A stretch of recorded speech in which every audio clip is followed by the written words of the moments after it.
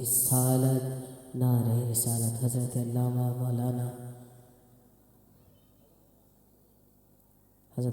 مولانا محمد حسن دانش قادری صاحب تشریف لائے. آپ کو اپنی جانب سے اہل خانہ کی جانب سے خوش آمدید کہتا ہوں. چند اشعار پیش کروں گا آپ کو. دعوت خطاب کے لیے مائک دوں گا.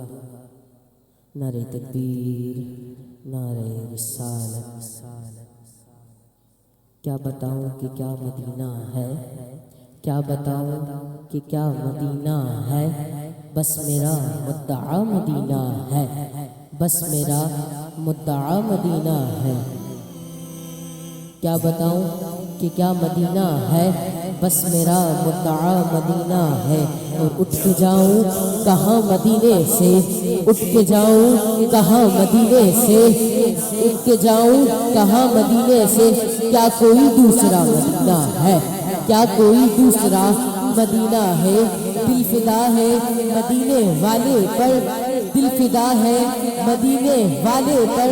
دل منور میرا مدینہ ہے، دل منور میرا مدینہ ہے، دل منور میرا مدینہ ہے. دل فدا ہے مدینے والے پر، دل منور میرا مدینہ ہے. انہی اشعار کے سایہ میں درخواست گزار حضرت علامہ مولانا مفتی محمد حسن دانش قادری دامت برکاتہ العالیہ سے بارگاہ اپنے خطاب سے ہمارے دلوں کو منور فرمائیں.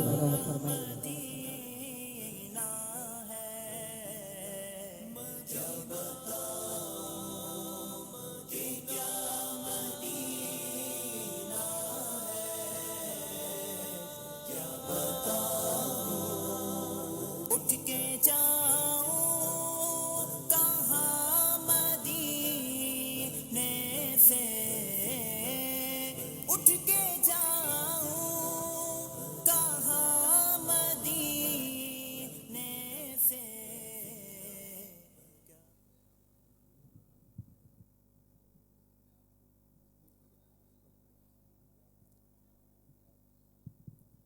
السلام علیکم ورحمۃ اللہ وبرکاتہ.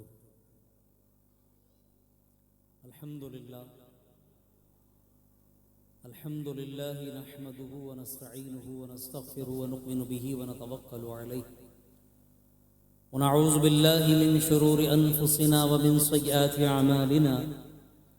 من يهده الله فلا مضل له ومن يضلله فلا هادي له.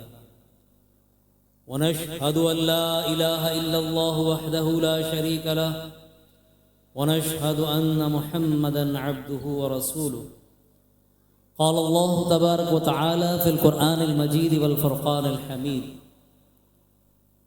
ولله على الناس حج البيت من استطاع إليه سبيلا ومن كفر فإن الله غني عن العالمين. صدق الله العظيم وصدق رسوله النبي الكريم. أما بعد فأعوذ بالله من الشيطان الرجيم. بسم اللہ الرحمن الرحیم. حضور نبی کریم صلی اللہ تعالی علیہ وسلم کا فرمان علی شان ہے: زینوا مجالسکم بالصلاۃ علیہ. اپنی محفلوں کو مجھ پر درود پڑھ کر سجایا کرو. فإن صلاتکم علی نور لکم یوم القیامہ. کیونکہ تمہارا مجھ پر درود پڑھنا کل بروز قیامت تمہارے لیے نور ہو. درود پاک پڑھ لیجیے. اللہم صلی علی سیدنا محمد معدن الجود والکرم وعلی آلہ واصحابہ وبارک وسلم. انتہائی مبارکباد اور شکر کا مقام ہے ہمارے مہروز بھائی، اعجاز بھائی اور سید نازش صاحب کہ اللہ تبارک و تعالیٰ نے اپنے گھر کی اور اپنے محبوب کے در کی حاضری نصیب فرمائی. اللہ ان کی حاضری کو قبول و مقبول فرمائے اور ان کے صدقے ہم سب کو بھی بار بار حرمین طیبین کی بادب حاضری نصیب فرمائے. یہ حقیقت ہے کہ جو حرم شریف ہو آتا ہے وہ تڑپتا ہے، جو نہیں گیا ہوتا وہ ترستا ہے، اور جو ایک بار دیکھ لیتا ہے وہ بار بار جانے کو تڑپتا ہے۔ اللہ تبارک و تعالیٰ بار بار یہ مبارک سعادتیں نصیب فرمائے۔ یاد رکھیے یہ کتنی مبارک اور مقدس حاضری ہے کہ حج میں حاجی پر فرض ہے، 2 فرض ہیں حج کے، وقوف عرفہ اور طواف الزیارہ۔ طواف الزیارہ سے مراد کیا ہے؟ اس کے بغیر حج نہیں ہوتا، اور جب تک حاجی یہ نہ کر لے شادی شدہ ہونے کے باوجود میاں بیوی ایک دوسرے پر حرام ہوتے۔ تو اس کا معنی علماء نے یہ فرمایا طواف الزیارہ سے مراد یہ ہے کہ اللہ سے ملاقات، زیارت عربی میں ملاقات کو کہتے ہیں۔ تو آدمی اگر یہ پیش نظر رکھے کہ کعبۃ اللہ کی حاضری کیا ہے، یاد رکھیے حضرت موسیٰ علیہ السلام کو اللہ نے کہاں بلایا تھا؟ کوہ طور۔ تو موسیٰ علیہ السلام کے لیے مقام خاص کیا ہے؟ کوہ طور۔ اور ہمارے آقا پیارے نبی صلی اللہ علیہ وسلم کو جب اللہ نے اپنے دیدار سے مشرف فرمایا، ملاقات عطا فرمائی، تو کہاں بلایا؟ اپنے پاس لا مکان۔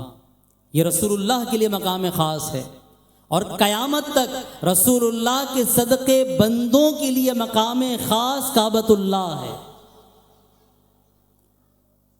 کعبۃ اللہ کی حاضری اگر پیش نظر رہے کہ کیا ہے تو یہ مقام خاص میں حاضری ہے۔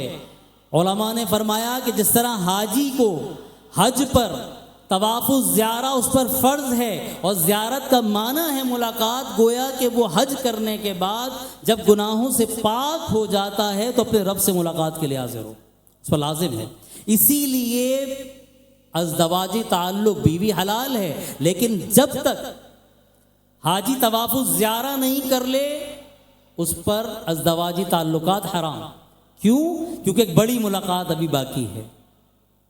تو اب آدمی کی اگر یہ پیش نظر ہو کہ وہ کس مقام خاص میں آ گیا، اللہ اللہ، پھر کیا ہی ذوق ہوتا ہے طواف کا۔ اور طواف کیا ہے؟ طواف مثل نماز ہے۔ طواف مثل نماز ہے۔ علماء نے فرمایا کہ فرق صرف اتنا ہے کہ نماز میں چلنا منع ہے، طواف میں رکنا منع ہے۔ ابھی اتنی ساری تمہید کیوں باندھ رہا ہوں کہ جو حرم سے آئے ہیں ان کی یادیں بھی تازہ ہوں، اور اللہ ہمیں جب یہ سعادت عطا فرمائے تو ہمیں معلوم ہو کہ ہم کس مقام خاص میں حاضر ہوئے ہیں۔ آج کل المیہ یہ ہو گیا کہ جب سے یہ موبائل فون کی نحوست ہماری زندگیوں میں شامل ہوئی، میں یہ نہیں کہتا کہ اس کے سارے معاملات منفی ہوں گے، اس کا مثبت استعمال بھی ہے، لیکن معاملہ یہ ہو گیا کہ آدمی اب حرم میں ہوتا ہے یا مواجہ شریف سنہری جالیوں پر ہوتا ہے، اسے یہ احساس ہی نہیں ہو پاتا وہ کن مقام خاص میں آ گیا ہے۔ وہ سمجھتا ہے کہ شاید مناسک حج اور عمرہ میں سے ایک یہ بھی ہے کہ جب تک میں سیلفی لے کر اسے سوشل میڈیا پہ ڈال نہ دوں شاید میرا عمرہ قبول ہوگا کہ نہیں ہوگا۔ تو یہ اتنی تمہید باندھنے کی وجہ یہ ہے کہ اللہ جب یہ حاضری عطا فرمائے تو خدا را موبائل سے اپنے آپ کو بچائیے۔ حرم شریف میں جب حاضر ہوں تو توجہ رکھیے کہ یہ وہ مقام خاص ہے کہ بندوں کے لیے قیامت تک اس سے بڑھ کر کوئی اور مقام نہیں ہے۔ اور اسی طرح رسول اللہ کی بارگاہ کی حاضری، اللہ اکبر، علماء فرماتے ہیں کہ لے سانس بھی آہستہ، کہ یہ وہ مقام ہے کہ جہاں سانس بھی آہستہ لو، لے سانس بھی آہستہ کے دربار نبی صلی اللہ علیہ وسلم۔ ہمارے یہاں کیا ہو رہا ہے؟ ہمارے یہاں جب آپ مواجہ شریف پہ سنہری جالیوں پہ جانے کے لیے داخل ہوں گے، اللہ بار بار یہ حاضر نصیب فرمائے، لیکن ہو کیا رہا ہے کہ اکثریت لوگوں کے ہاتھوں میں موبائل فون اور وہ انہوں نے کسی کو لائیو کیا ہوا ہوتا ہے. اب اسے یہ نہیں پتا کہ جو برکات میں نے لینی ہے، بلکہ وہ کسی کو لائیو اور پورا جو رش ہے وہ اس کے گھر اہل خانہ کو دیکھ رہا ہے. اب یہ لائیو ہے، یہ انہیں کیمرے پہ سنہری جالیاں دکھا رہا ہے اور باقی پورا مجمع اسے گھر کو دیکھ رہا ہے. کوئی کیسے بیٹھا ہے، کوئی کیسے لیٹا ہے. یہ وہ مقام ہے کہ قرآن میں فرمایا یا ایھا الذین آمنوا، اے ایمان والو. اور یہ وہ آیت مبارکہ ہے سورہ حجرات کی جو سنہری جالیوں پہ لکھی ہے. یا ایھا الذین آمنوا، اے ایمان والو، لا ترفعوا اصواتکم فوق صوت النبی. اے ایمان والو، اپنی آوازوں کو رسول اللہ کی آواز پر فوقیت مت دو. وَلَا تَجْهَرُوا لَهُ بِالْقَوْلِ كَجَهْرِ بَعْضِكُمْ لِبَعْضٍ، اور نہ ایسے گفتگو کرو جیسا کہ آپس میں ایک دوسرے سے کرتے ہو. اللہ اکبر. وَلَا تَجْهَرُوا لَهُ بِالْقَوْلِ كَجَهْرِ بَعْضِكُمْ لِبَعْضٍ أَن تَحْبَطَ أَعْمَالُكُمْ. اب یہ توجہ رکھیے، اللہ نے یہاں کیا فرمایا؟ أَن تَحْبَطَ أَعْمَالُكُمْ وَأَنْتُمْ لَا تَشْعُرُونَ. کہیں ایسا نہ ہو کہ تمہاری نیکیاں، تمہارے اعمال برباد ہو جائیں اور تمہیں خبر بھی نہ ہو. پتہ ہے آپ کو گناہوں کی سب سے بڑی نحوست کون سا گناہ ہے؟ کہ جس میں آدمی کو پتہ ہی نہ چلے کہ اس سے گناہ بھی ہوا ہے. ان تحبط اعمالکم وانتم لا تشعرون. اللہ فرما رہا ہے کہ تمہارے اعمال بھی برباد ہو جائیں اور تم بے خبر رہو. یعنی تم تو اپنے آپ کو حاجی، نمازی، بہت بڑے سخی سمجھتے رہو، لیکن اللہ کی بارگاہ میں اس کی کوئی حیثیت نہ ہو. یہ کب ہوتا ہے؟ کہ جب ان مبارک بارگاہوں کی بے ادبی ہو جائے. تو لہٰذا اللہ جب یہ حاضری نصیب فرمائے تو خاص خیال رکھیے، چاہے کعبۃ اللہ میں ہے، کیونکہ کعبۃ اللہ کیا ہے؟ وہ مقام خاص کہ بندے کے لیے قیامت تک اس سے بڑھ کر اب اور کوئی مقام نہیں ہے. موسیٰ علیہ السلام کے لیے مقام خاص کون سا تھا؟ کوہ طور تھا. رسول اللہ کے لیے معراج، اور امت کے لیے کعبۃ اللہ ہے. اسی طرح رسول اللہ کی بارگاہ سب سے نازک معاملات اس بارگاہ کے ہیں. تو جب اللہ یہ حاضری کی سعادت عطا فرمائے، خدارا اس موبائل سے اپنے آپ کو دور رکھیے. دوسری چیز، حاجی جب آتا ہے تو کچھ دن تک، چاہے عمرہ کرنے والا، اسے بھی حاجی کہتے ہیں، کہ حج تو وہ ہے کہ جو عید الاضحیٰ کے ایام حج میں حاضری ہو، اسے حج اکبر کہتے ہیں. اور عمرے کو بعض بزرگ حج اصغر ہی کہتے ہیں، کیونکہ اس میں بھی حج کی طرح طواف بھی کر رہا ہے، سعی بھی کر رہا ہے، سر بھی منڈوا رہا ہے. صرف کیا رہ گیا؟ وقوف منی و مزدلفہ اور عرفات رہ جاتا ہے. لہٰذا اسے بھی حاجی ہی کہتے ہیں. اللہ تبارک و تعالیٰ فرض حج کی بھی سعادت عطا فرمائے. تو جب حاجی آ جاتا ہے تو وہ جلووں میں گم ہوتا ہے.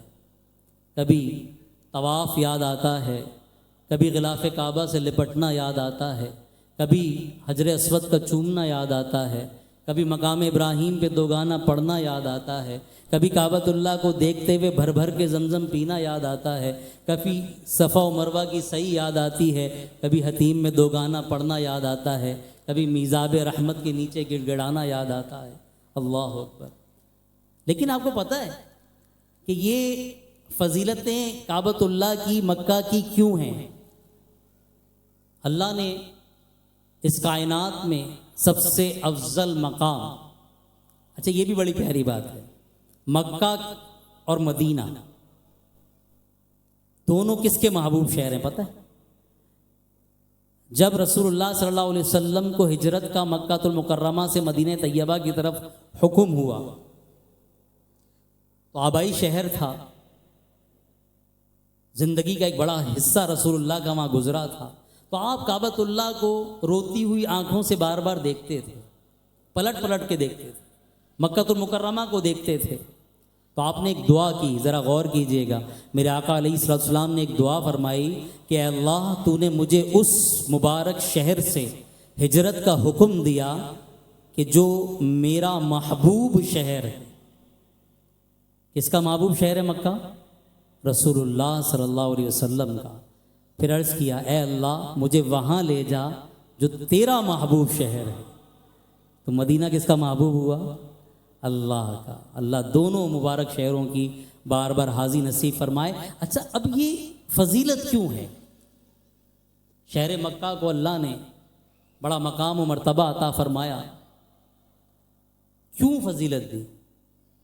کیا اس میں اللہ کا گھر کعبۃ اللہ ہے اس لیے، حجر اسود ہے اس لیے، مقام ابراہیم ہے اس لیے، ملتزم ہے اس لیے، صفا و مروہ ہے اس لیے، زمزم ہے اس لیے؟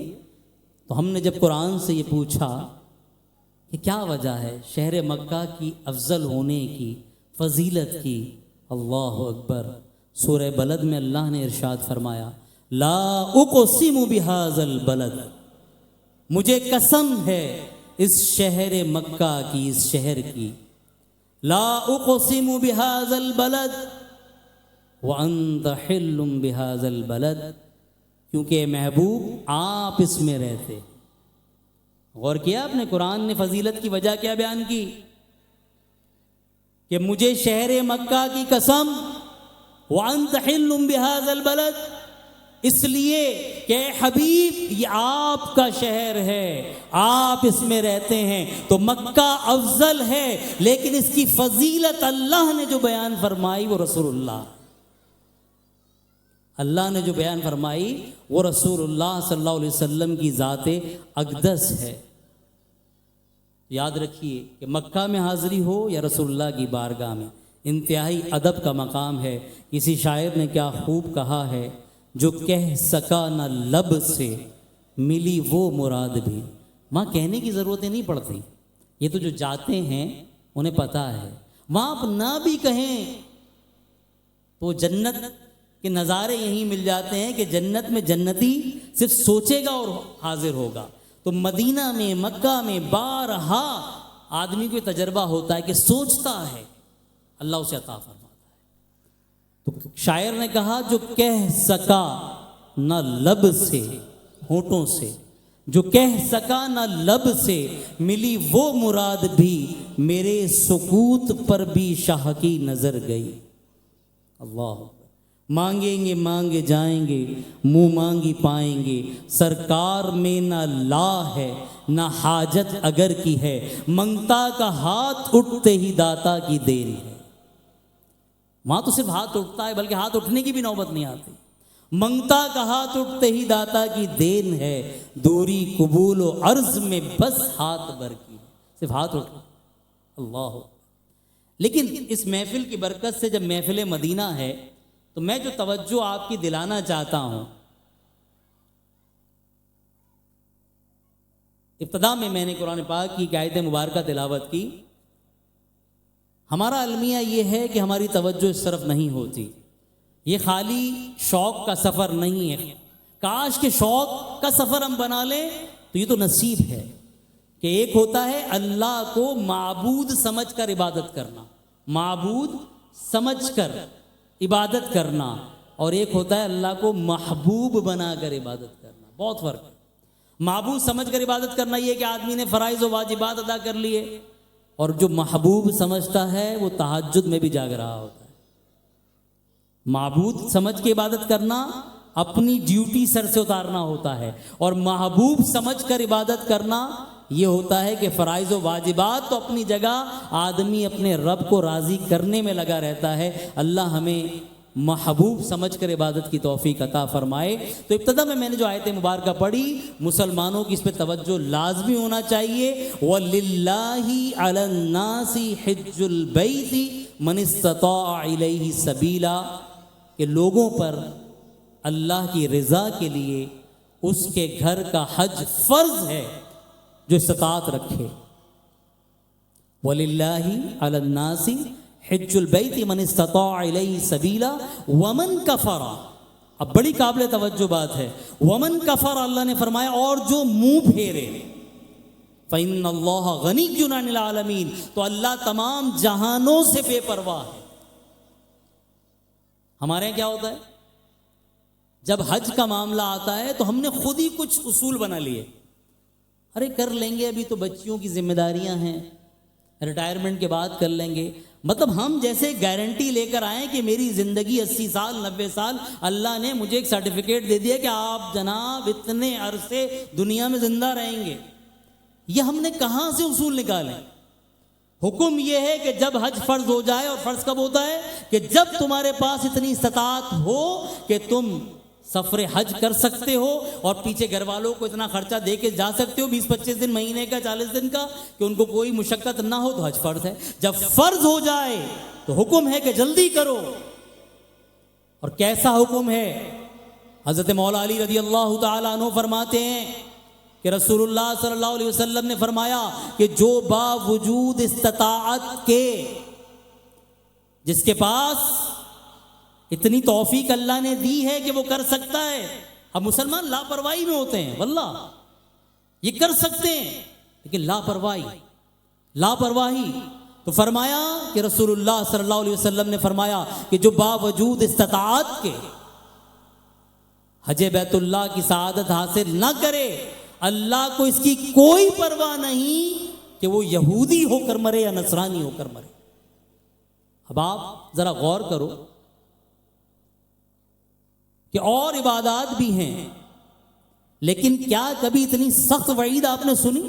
جہنم کی سزائیں بیان ہوئیں، لیکن کہیں یہ نہیں کہا کہ کافر ہو کے مرے اللہ کو پرواہ نہیں، یہودی ہو کر مرے اللہ کو پرواہ نہیں۔ یہ حج ایک ایسا فرض ہے جس کو مسلمانوں نے سب سے آخر میں رکھ لیا، چوائس پر رکھ لیا، کہ جس کے بارے میں قرآن و حدیث میں فرمایا، اللہ نے فرمایا فَإِنَّ اللَّهَ غَنِيٌّ عَنِ الْعَالَمِينَ وَمَنْ كَفَرَ، اور جس نے انکار کیا، جس نے منہ پھیرا، جس نے لاپرواہی کی، فَإِنَّ اللَّهَ غَنِيٌّ عَنِ الْعَالَمِينَ، اللہ تمام جہانوں سے بے پرواہ ہے، بے نیاز، اسے پرواہ نہیں ہے۔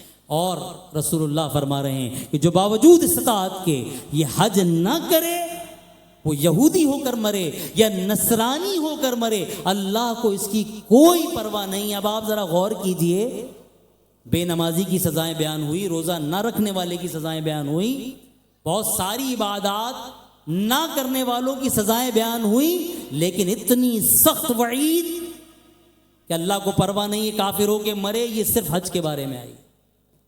اور آپ غور کیجئے کہ مسلمانوں نے اتنا ہی اس فریضے کو اپنی چوائس پر چھوڑ دیا کہ جناب ابھی تو بچیوں کی ذمہ داریاں ہیں، ابھی تو یہ معاملات ہیں۔ ارے اس کا مطلب ہے کہ تمہیں اللہ اور اس کے رسول کے حکم پر کامل یقین ہی نہیں ہے، فرمان پر کامل یقین ہی نہیں ہے۔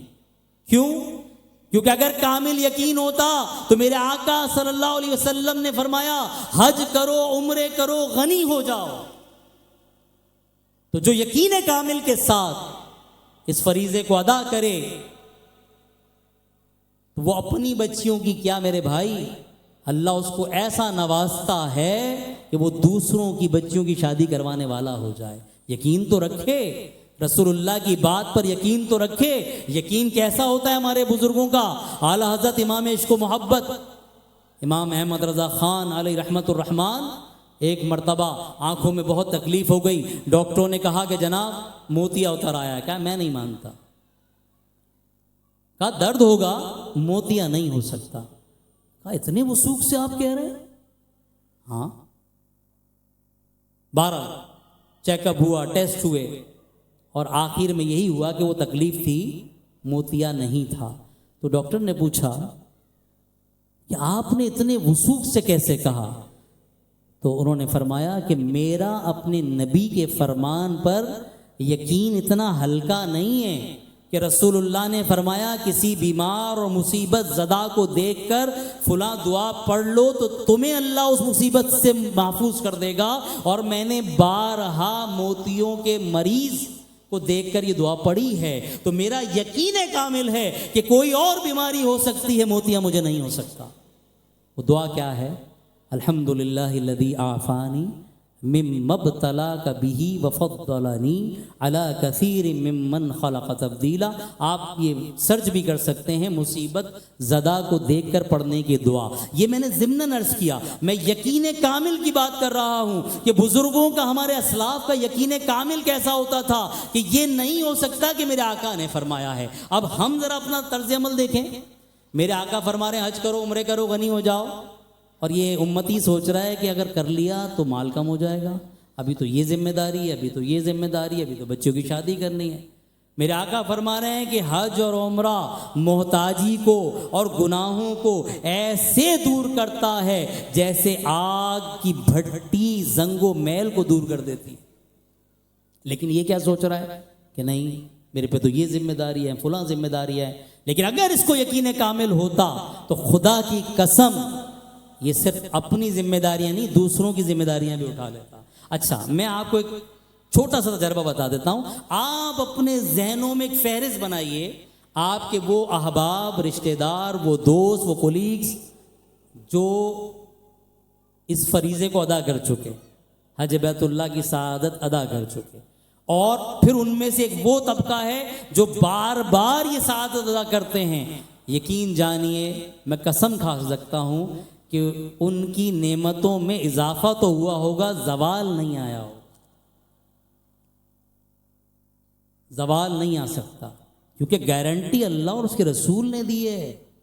آپ ایک فہرست ذہن میں بنا لو ان دوستوں کی جنہیں یہ سعادت مل گئی، پھر ان کی جو بار بار یہ سعادت حاصل کرتے ہیں، اللہ نے انہیں عروج عطا فرمایا ہوگا. زوال آ ہی نہیں سکتا، آ ہی نہیں سکتا.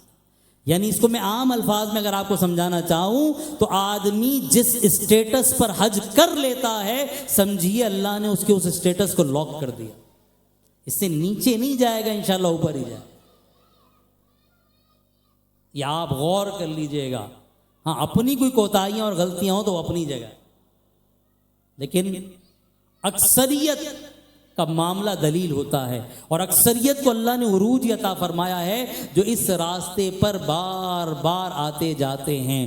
لیکن ہمارا مسئلہ یہ ہے کہ ہم فوراً زبان تالو سے مار دیتے کہ جناب گھر بار کی بھی تو ذمہ داریاں ہیں، دنیا اور دین ساتھ ساتھ لے کے چلو. میں لوگوں سے اکثر یہ پوچھتا ہوں کبھی حساب بھی کیا ہے کہ جو شیطان کے نورانی وار ہیں کہ دین اور دنیا ساتھ ساتھ ہے، گھر بار کی ذمہ داریاں ہیں، کبھی یہ سوچو تو شریعت نے تم سے تقاضا کیا کیا ہے، اللہ اور اس کے رسول نے ذمہ داری دی کتنی ہے، جو ہم فوراً جھٹ سے کہہ دیتے ہیں بھائی دکان کے بھی معاملات ہیں، کاروبار کے معاملات ہیں اور ذمہ داریاں ہیں. بندہ کہاں سے وقت نکالے دین کے لیے؟ تو میں ان سے کہتا ہوں کہ ذرا جائزہ لے لو، ایک مختصر انداز میں آپ جائزہ لے لیجئے. بنیادی ارکان کیا ہیں دین کے؟ سب سے پہلے کیا ہے؟ ایمان و عقیدہ. یہ بتائیے اس کے لیے کیا پاپڑ بیلنے پڑے آپ کو اور مجھے؟ اللہ نے مفت میں ایمان عطا کیا ہے، اللہ نے مفت میں مسلمان کے گھر میں پیدا کر کے تم پر اور مجھ پر احسان فرمایا. تو ایمان کیسے ملا؟ مفت میں. اللہ اکبر. زین العابدین رضی اللہ تعالی عنہ کی دعائیہ الفاظ، بڑی طویل دعا ہے، اس میں چند الفاظ یہ ہیں کہ اللہ تو نے مفت ایمان عطا کیا ہے، مفت میں مغفرت بھی عطا فرما دے، مفت میں جنت بھی عطا فرما دے. اللہ اکبر. امتحان کے کہاں قابل ہیں ہم پیارے اللہ، بے سبب بخش دے مولا تیرا کیا جاتا ہے. تو بنیادی ارکان کیا ہے؟ پہلا کیا ہو گیا؟ ایمان. ایمان بتائیے کہ پاپڑ بیلنے پڑے گا، اللہ نے مفت میں دیا ہے.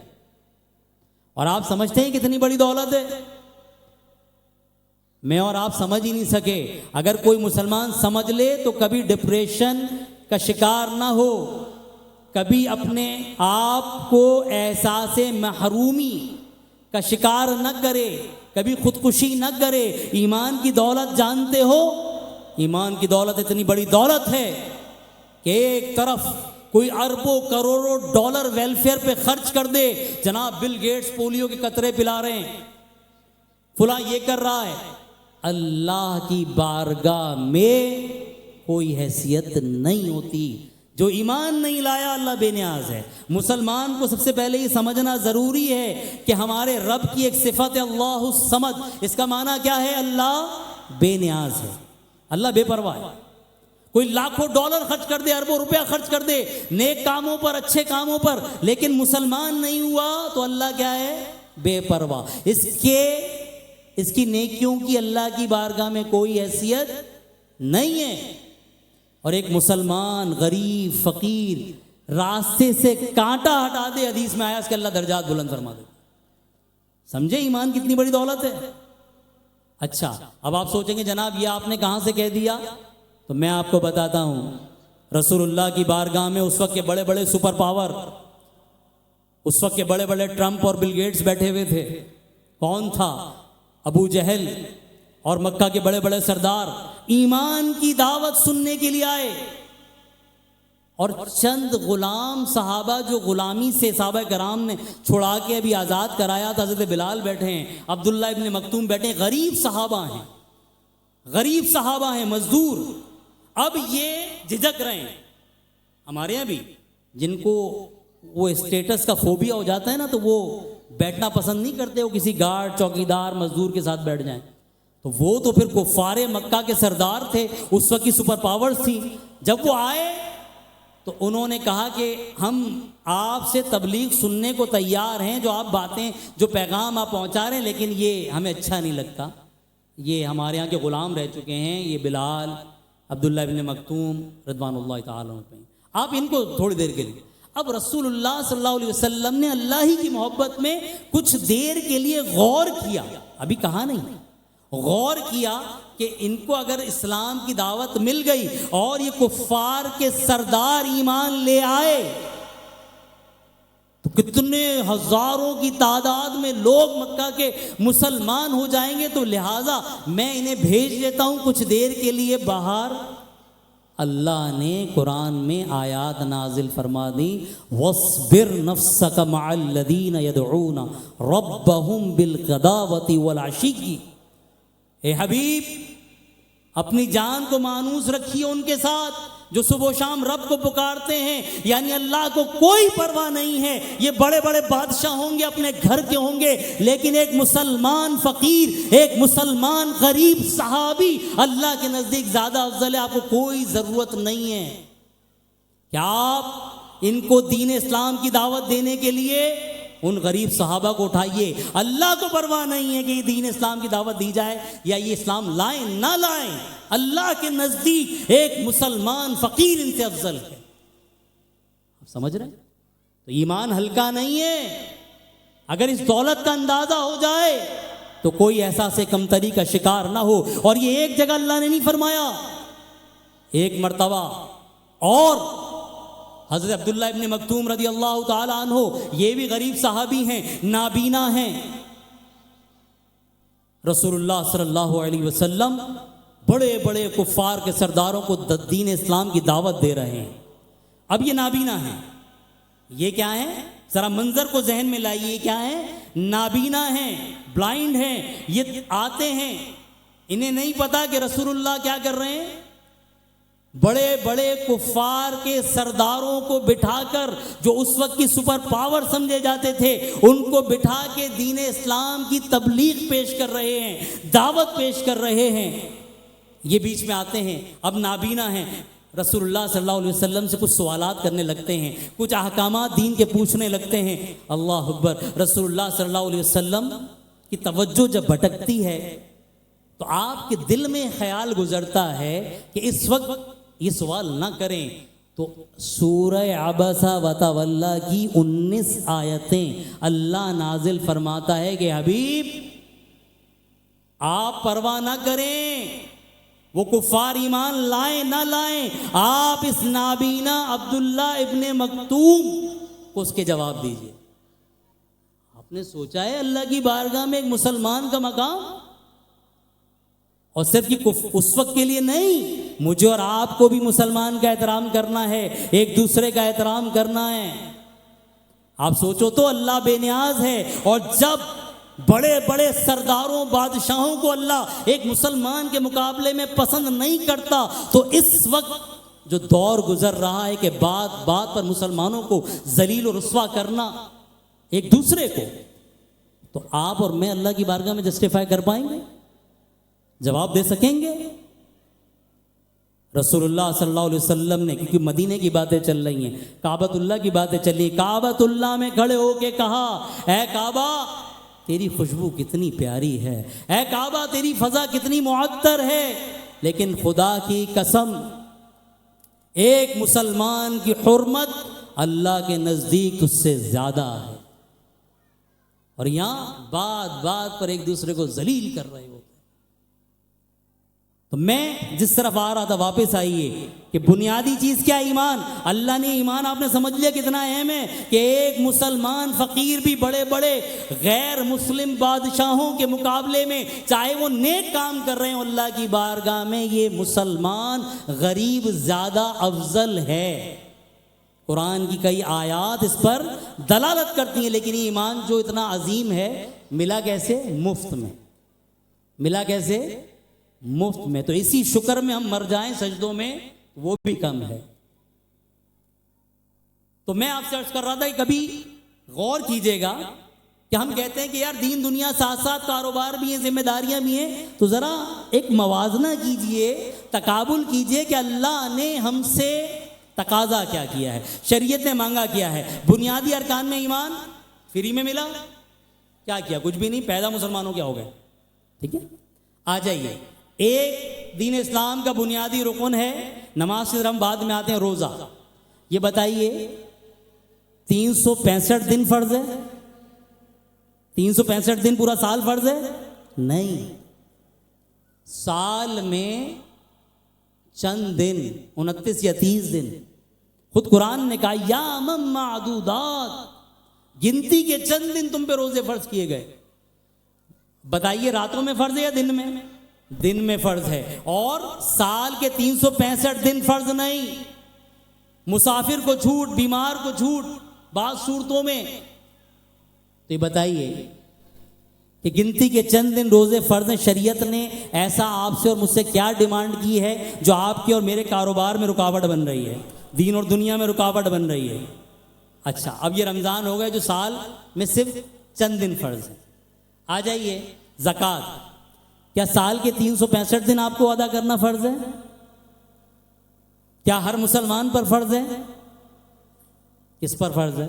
صاحب استطاعت مسلمان میں سال میں ایک مرتبہ, سال میں ایک مرتبہ. یہ تیسرا بنیادی رکن ہو گیا, کلمہ, روزہ, زکوٰۃ. چوتھے پہ آ جائیے حج. یہ بتائیے سال کے 365 دن حج فرض ہے؟ ہر مسلمان پر فرض ہے؟ نہیں. ہر سال فرض ہے؟ نہیں.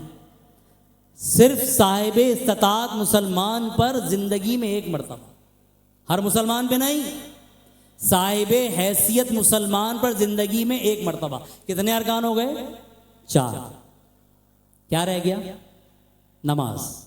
یہ بتائیے 24 گھنٹے فرض ہے؟ بہت خشوع خضوع اہتمام کے ساتھ پڑھنے والا ہو تو بھی شاید 1.5 سے 2 گھنٹہ.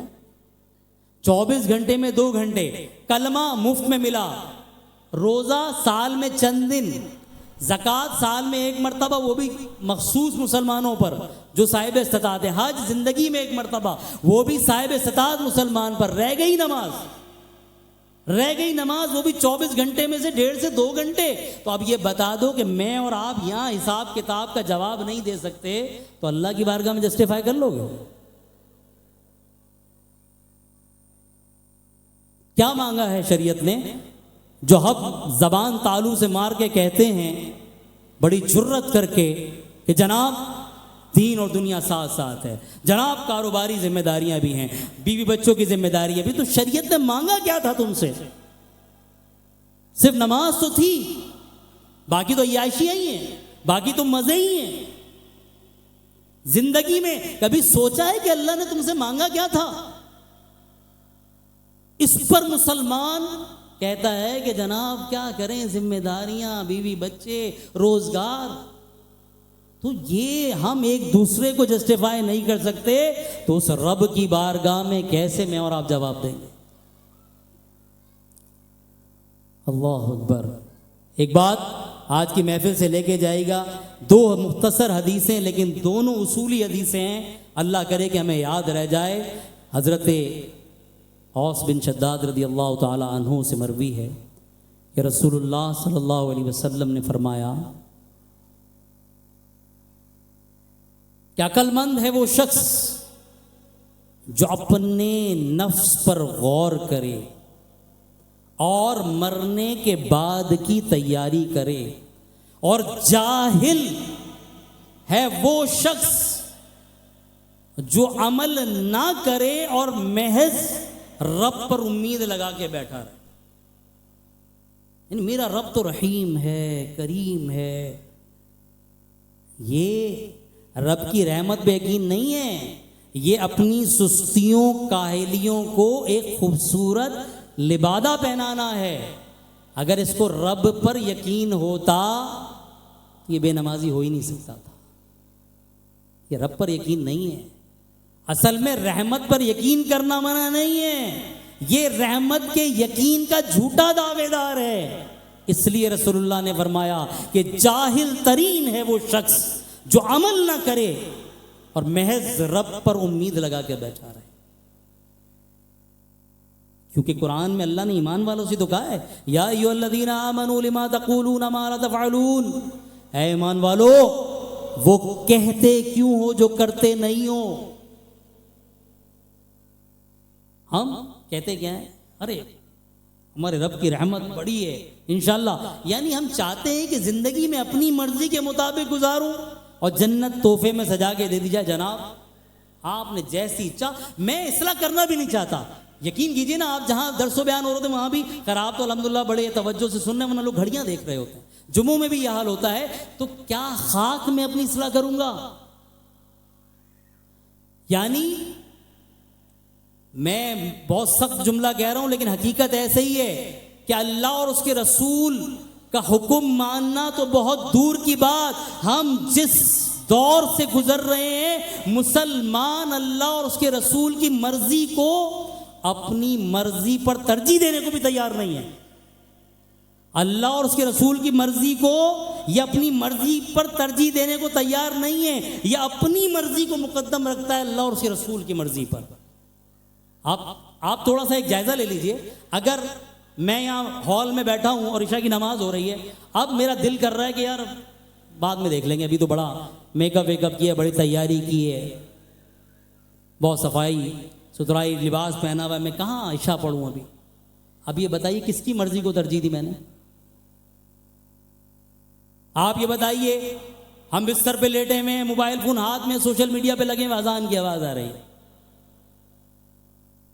اب بتائیے میری مرضی ہے کہ میں موبائل پکڑ کے لیٹا رہا ہوں اور اللہ اور اس کے رسول کی مرضی ہے کہ میں نماز میں حاضر ہو جاؤں.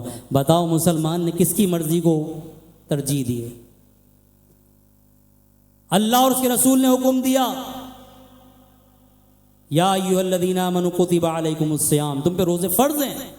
یہ کہہ رہا ہے کہ بھائی میں تو صرف جمعے اور اتوار کا رکھ سکتا ہوں کیونکہ اس کا گٹکا ماوا سگریٹ اس کی عبادت میں آڑے آ رہی ہے، اسے برداشت نہیں ہو رہا. آپ یہ سوچو کہ ایمان کی کمزوری کا عالم کیا ہو گیا کہ ایک سگریٹ مسلمان کی، ایک ماوا گٹکا نشہ اللہ اور اس کے رسول کے حکم پہ مقدم ہو گیا. کون جیت گیا؟ نشہ جیت گیا، اللہ اور اس کے رسول کا حکم ہار گیا. یہ روزہ نہیں رکھ رہا، یہ سامنے تھوک رہا ہے اور کہہ رہا ہے میں تو صرف چھٹی والے دن رکھتا ہوں. اب بتاؤ کہ کس کی رضا کو مقدم کیا، اپنی یا اللہ اور اس کے رسول کی؟ میں معذرت چاہتا ہوں، مہروز بھائی نے مجھ سے کہا تھا صرف مدینے کی باتیں کریں، لیکن میں نے کہا نہیں بھائی، بہت کم ایسے موقع ملتے ہیں. یہ مدینے ہی کی باتیں، مدینے والے کی باتیں، لیکن ضرورت ہے کہ ہم اپنا محاسبہ کریں. ہم اپنا محاسبہ کریں کہ ہم کس کی مرضی کو. اللہ اور اس کے رسول کو سخت ناپسند ہے کہ غیبت نہ کرو. ہمارے مردوں کی محفل ہو یا عورتوں کی محفل ہو، جب تک تیسرے غیر موجود شخص تھرڈ پارٹی کی گفتگو نہیں ہوتی ہمیں مزہ ہی نہیں آتا. اب اللہ اور اس کے رسول کی مرضی کیا ہے اور میری مرضی کیا ہے کہ جب تک غیبت ہو نہ جائے تو محفل ہی مزیدار نہیں ہوتی. تو اب یہ اعلیٰ حاصل قیاس میں نے چھوٹی چھوٹی مثالیں دی ہیں. آپ زندگی بھر کا ایک جائزہ بنا لیجئے اور غور کرتے چلے جائیے کہ آج کا مسلمان اپنی مرضی کو اہمیت دیتا ہے اللہ اور اس کے رسول کی رضا کو. یا ایھا الذین آمنوا، اے ایمان والو، لما تقولون ما لا تفعلون، وہ کہتے کیوں ہو جو کرتے نہیں ہو. اب پہلے کیا کہا؟ یا ایھا الذین آمنوا، مسلمانوں سے بات ہو رہی ہے. قرآن میں اونلی 89 جگہ ہی اللہ نے مسلمانوں کو یا ایھا الذین آمنوا کہہ کے مخاطب فرمایا ہے. ہمیں تو یہ بھی نہیں پتا صحابہ کرام کا عالم کیا ہوتا تھا. بھی آیت پڑھی جاتی تھی یا ایھا الذین آمنوا تو اپنی گردنیں جھکا لیتے تھے.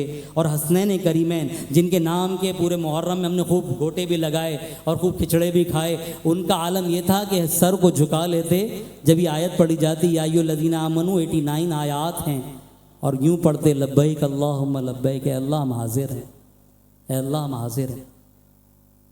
ہمیں تو یہ بھی نہیں پتا ہوتا کہا کیا جا رہا ہے. فارمیلٹی یا ٹائم پورا کرنا ہے. جمعے میں جائیں گے تو ٹائم پورا کرنا ہے. کاش کہ ہم اللہ اور اس کے رسول کی رضا کو اپنی مرضی پہ مقدم کر لیں. باقی گردنیں کٹانا, جانے دینا, یہ تو فلسطین والوں کا حصہ تھا, وہ لے گئے. ہمارے آپ کے بس کی بات نہیں ہے بھائی. صرف اتنا کر لو کہ اپنی مرضی پر اللہ اور اس کے رسول کی مرضی کو مقدم کر لو تو شاید بچت کی کچھ امید ہو جائے. کیونکہ دوسری حدیث یہ بھی کئی صحابہ سے مروی ہے. حضرت اوس بن شداد رضی اللہ تعالیٰ عنہ جن کی ابھی روایت میں نے بیان کی, حضرت ابو ہریرہ رضی اللہ تعالیٰ عنہ, حضرت انس بن مالک رضی اللہ تعالیٰ عنہ, ان سے ہی مروی ہے کہ رسول اللہ صلی اللہ علیہ وسلم نے فرمایا کہ مجھے میری, اللہ فرماتا ہے, رسول اللہ نے فرمایا کہ اللہ فرماتا ہے مجھے میری عزت اور جلال کی قسم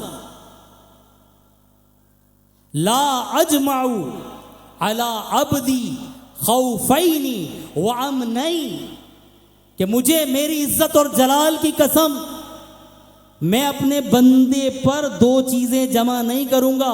اس آخری بات اور اس حدیث کو اپنے پلو سے باندھ کے جانا, دلوں کے کان سے سننا, یاد رکھنا, اپنی اولادوں کو سنانا. رسول اللہ صلی اللہ علیہ وسلم نے فرمایا کہ میں 2 خوف اور 2 امن اپنے بندے پر جمع نہیں کروں گا. ایک, جو مجھ سے دنیا میں بے خوف رہا,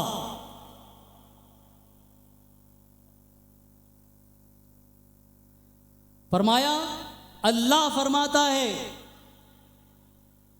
لا اجمع, میں جمع نہیں کروں گا علی عبدی اپنے بندے پر خوفین وامنین, 2 خوف اور 2 امن. جو دنیا میں مجھ سے بے خوف رہا کل بروز قیامت اس کو ضرور خوف زدہ کروں گا, اور جو دنیا میں مجھ سے ڈرتا رہا میں اسے ضرور کل بروز قیامت امن عطا کروں گا. اب ہم اپنا محاسبہ خود کر لیں کہ ہم بے خوفوں والی زندگی گزار رہے ہیں یا ڈرنے والوں جیسی زندگی گزار رہے ہیں. ڈرنے والوں کی نمازیں قضا نہیں ہوتی. ڈرنے والے اپنے تئیں جو مستحبات ہیں ان کو فرائض پر مقدم نہیں کرتے, اپنی مرضیوں کو اللہ اور اس کے رسول کی مرضی پر مقدم نہیں کرتے. ڈرنے والے ایسے نہیں ہوتے کہ ساری رات جانوروں کے ساتھ تو گھوم رہے ہیں کہ اچھا جانور اللہ کی راہ میں قربان کرنا افضل ہے, لیکن نمازوں کا پتہ نہیں جو فرض ہے. ساری رات گھوٹا لگ رہا ہے, جو مستحب زیادہ سے زیادہ مستحب ہوگا, لیکن فرض کا پتہ نہیں اذانیں ہو رہی ہیں. تو ڈرنے والے ایسے نہیں ہوتے. اللہ تبارک و تعالی اس محفل کی برکت سے ہمیں اپنی حقیقی بندگی اور اپنے محبوب کی سچی غلامی نصیب فرمائے. آمین بجاہ نبی الامین صلی اللہ علیہ وسلم.